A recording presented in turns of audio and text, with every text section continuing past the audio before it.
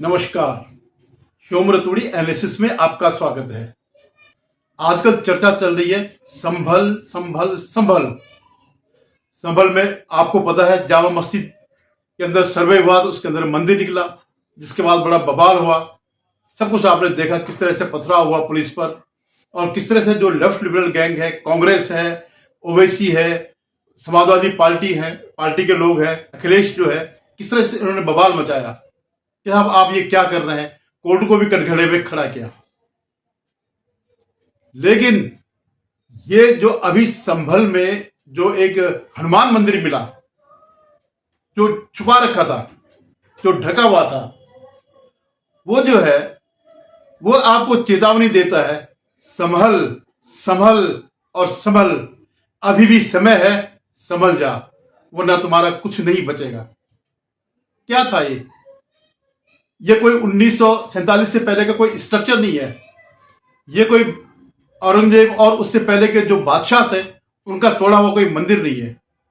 ये 1947 भारत की आजादी के बाद 40 साल बाद ये सब दुष्कर्म हुआ है। वहां क्या स्ट्रेटेजी है?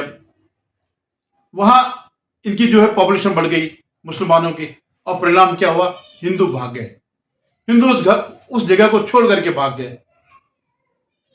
तो ये क्या चीज है? ये जो है जनसंख्या जिहाद है, और यही पूरे भारत में हो रहा है। वो छोड़ के चले गए अपना घर बार, औने पौने दाम में जो है सब छोड़ के चले गए। मंदिर का भी क्या करना था? जब कोई पुजारी नहीं है तो मंदिर को कहां ले जाना था? मंदिर को भी छोड़ के चले गए। आज बड़े बड़े बहाने बना रहे हो, जो है जो अलतकिया इनका होता है कि हम तो चाहते थे यहां रहते। अरे कहां चाहते थे? उनके कभी किसी ने दर्द देखा क्या? हमें खुद पता नहीं 1978 में क्या हुआ था, क्यों वो लोग गए, वहां पर क्या हिंसा हुई, किस तरह हिंदुओं को मारा गया, किस तरह उनको प्रताड़ित किया गया, किस तरह से जो है उनका व्यवसाय खत्म कर दिया गया, उनके आने जाने पर पाबंदी लगा दी गई, उनका जीना मुश्किल हो गया। और इस पर जो है पूरा left liberal gang, Congress, Akhilesh हल्ला मचा रहे हैं कि साहब इस तरह तो जो है हर जगह वो मिलेंगे।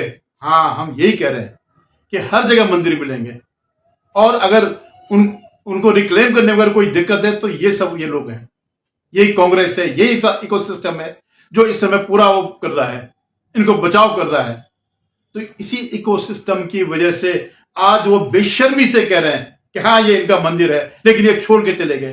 क्यों छोड़ के गए भाई? क्योंकि तुमने जनसंख्या जिहाद किया, तुमने उनको जीने नहीं दिया।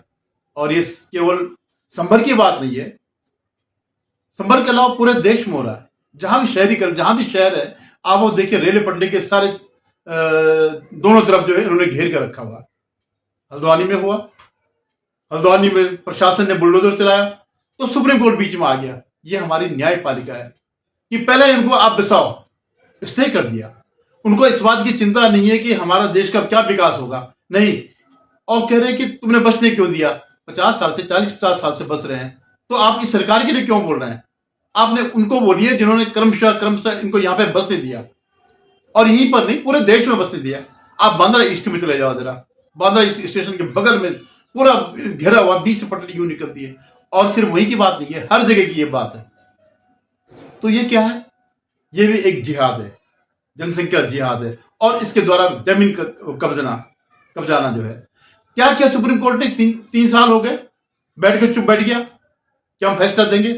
नहीं देगा वो फैसला, क्योंकि ये लोग, इनकी मानसिकता जो है फर्जी सेकुलरिज्म में वाली मानसिकता, वही पढ़ लिख करके कोई ऑक्सफोर्ड, कोई शिकागो में, कोई कहीं ना कहीं जो है पढ़ करके आया। यहां से कोई नहीं पढ़ा, भारत का कोई पढ़ा हुआ नहीं है जो ये टॉप में पहुंचते हैं, जो ये फटाफट जो ये कहते हैं कि साहब कांवड़ यात्रा में जो आप थूका हुआ, मुंहता हुआ, हगा हुआ सब खा लो, जो यात्री है, तुम्हें कोई अधिकार नहीं पूछने का कि इसमें क्या है।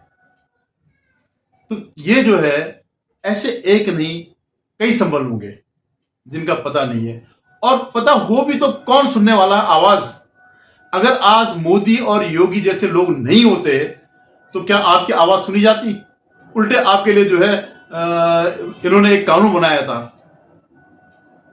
ये जो कांग्रेस के टाइम पर एक कानून बन रहा था, उसका जो ड्राफ्ट बन रहा था, कम्युनल वायलेंस एक्ट, कि बहुत कम लोगों को पता है मैं कई बार अपने वीडियो में इस बात का जिक्र कर चुका हूं कि ये जो है, ये जो कानून है, ये हिंदुओं को जो है दूसरे दर्जे का नागरिक बनाने का एक प्रयास था। कहीं पर भी अगर दंगा होगा तो उसके लिए जिम्मेवार केवल हिंदू ही माने जाएंगे, कोई और नहीं। और उसको सारी व्यवस्था जो है, न्यायिक व्यवस्था ऐसी जिसमें हिंदुओं का पक्ष करने का कोई वो नहीं है। बगैर सबूत के आपको बगैर सबूत के आपके खिलाफ जो है वो हो सकता है, आपके खिलाफ एफआईआर हो सकती है और आपको साबित करना है कि नहीं, मैंने नहीं किया। आप सोचिए किस संविधान की बात करती है कांग्रेस। ये संविधान में लाना चाह रही थी, ये कानून बनाना चाह रही है, और वो कांग्रेस जो विदेशियों से मिली हुई है, जिस कश्मीर को लेकर के हमारे जवान अपना लहू बहा रहे कि हमारे पास बना रहे। पहले तो इसके जो इनके पितृ पुरुष थे, नेहरू ने आधा कश्मीर वैसे दे दिया, बाकी जो बचा हुआ कश्मीर था उसके लिए ये जो पड़पोते की पत्नी है वो जो है विदेशों से सौदा कर रही है, जोरों से पैसे खा करके उसको अलग करने का षड्यंत्र कर रही है। तो ये स्थिति है इस देश की। वो कहता, ओवैसी कहता कि ऐसे तो हम प्रधानमंत्री के यहां पे खुदाई करने के लिए कहेंगे, संसद के नीचे खुदाई करने के लिए कहेंगे कि मेरा कुछ है। अभी तुम्हारा क्या है? कुछ है तो दो सबूत दो कि मेरा कुछ है। अब तुम बोलोगे साहब ये 800 साल से ये मुगलों का शासन था। नहीं, उनका कोई शासन नहीं रहा। 800 साल तक वो आतंकी, वो आक्रांता इस देश पर राज करते रहे। वो यहाँ के नहीं थे, उन्होंने यहाँ के लिए कुछ नहीं किया। उन्होंने अपने हरमें बनाई, हरम में हजारों औरतें रखी और उनसे जो है बच्चों की पैदावार निकाली। जो कुछ भी बना हुआ है, उनके लाल किला हो या ताजमहल हो, हमारे पैसों का है, हमारे हाथों का, हमारे कारीगरों का है, हमारी संपत्ति का, इस राष्ट्र की संपत्ति का है। उनका कुछ नहीं, वो सिर्फ आक्रांता है और कुछ नहीं है।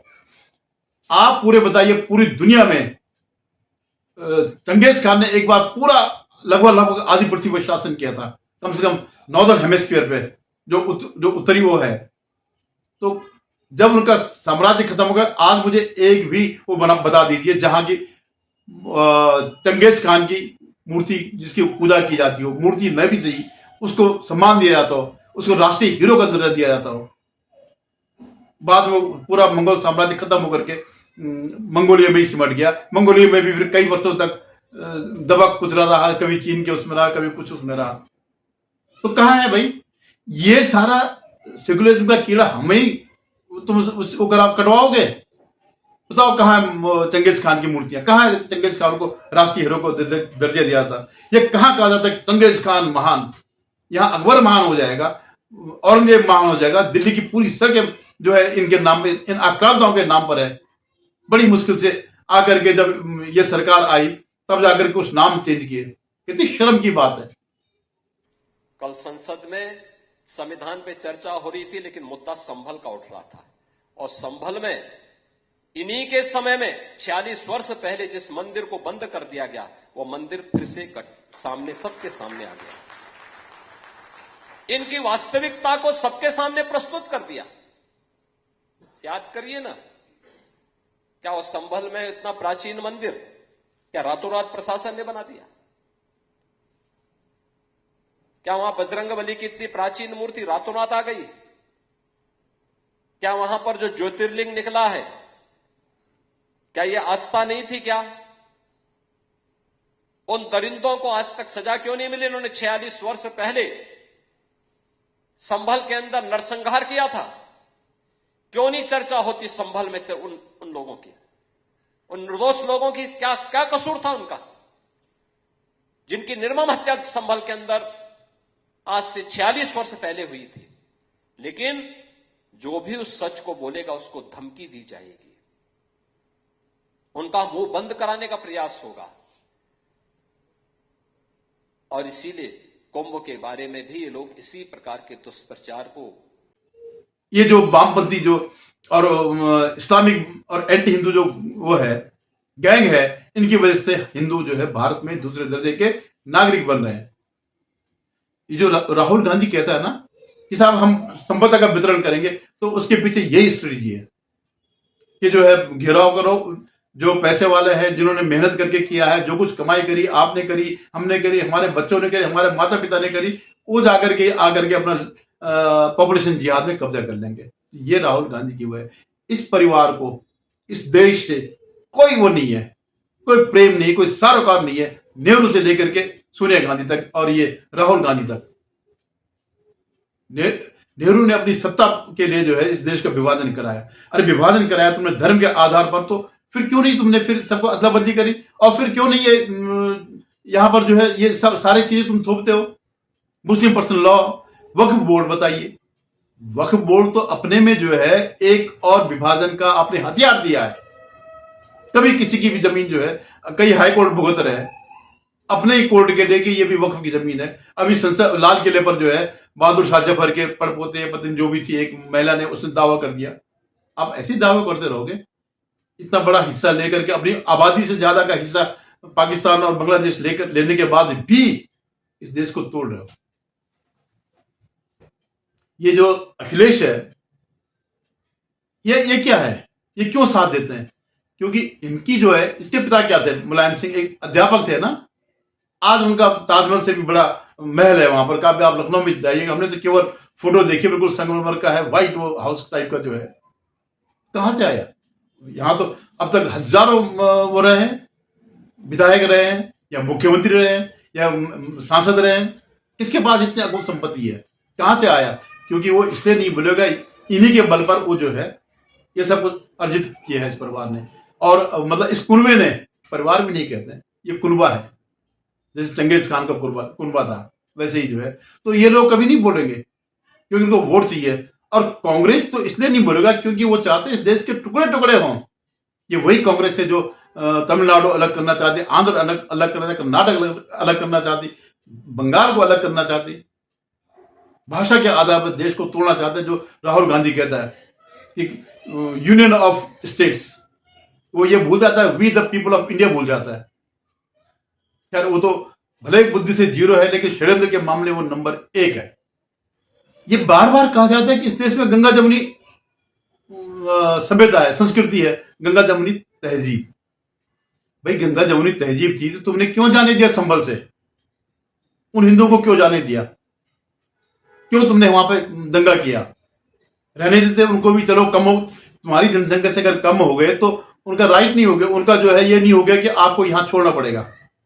और जगह भी तो मुस्लिम रह रहे, बड़े प्रेम से रह रहे हैं, प्रेम से नहीं रह रहे, मतलब हिंदुओं के बीच बड़े सुरक्षित रह रहे हैं। सबसे सुरक्षित अगर वो कहीं पर है तो हिंदुओं के बीच है। तो ये गंगा जमुनी तहजीब से जो है बेवकूफ बनाया जाता है, पूरी दुनिया को बेवकूफ बनाया जाता है, हिंदुओं को बनाया जाता है। और हमारे यहाँ तो खैर भाई सारे पढ़े लिखे हैं, सेकुलर है, तो बिल्कुल उनको उनके अंदर सांप्रदायिक और हिंदू नजर आता है। अगर उसने कभी अपने मंदिर की बात कर ली, मस्जिद की बात करी, जय श्री राम की भी अगर नारे लगा दिए तो वो उनके लिए भड़काऊ नारा है। और जो दिन में 5 बार कहते हैं कि अल्लाह ही सबसे बड़ा, और कोई वो नहीं है, और कोई भी देवता नहीं है या गॉड नहीं है, सिर्फ अल्लाह है, दिन में 5 बार वो लाउड स्पीकर लगा करके, वो भड़काऊ नहीं है?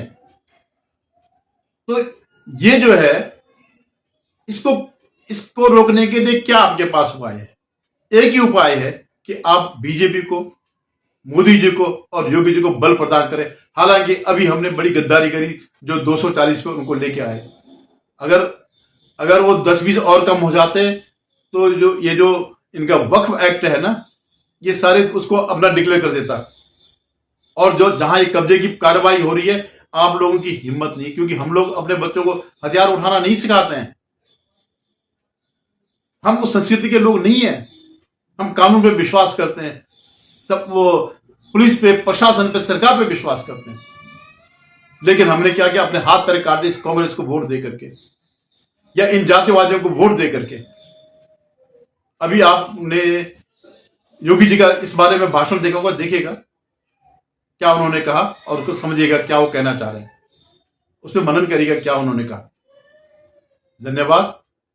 आपसे निवेदन, आप मेरे इस चैनल को सब्सक्राइब करिएगा, शेयर कीजिएगा और अपनी राय जरूर व्यक्त करिएगा। इसको ज्यादा से ज्यादा इसको फैलाइएगा, शेयर कीजिएगा।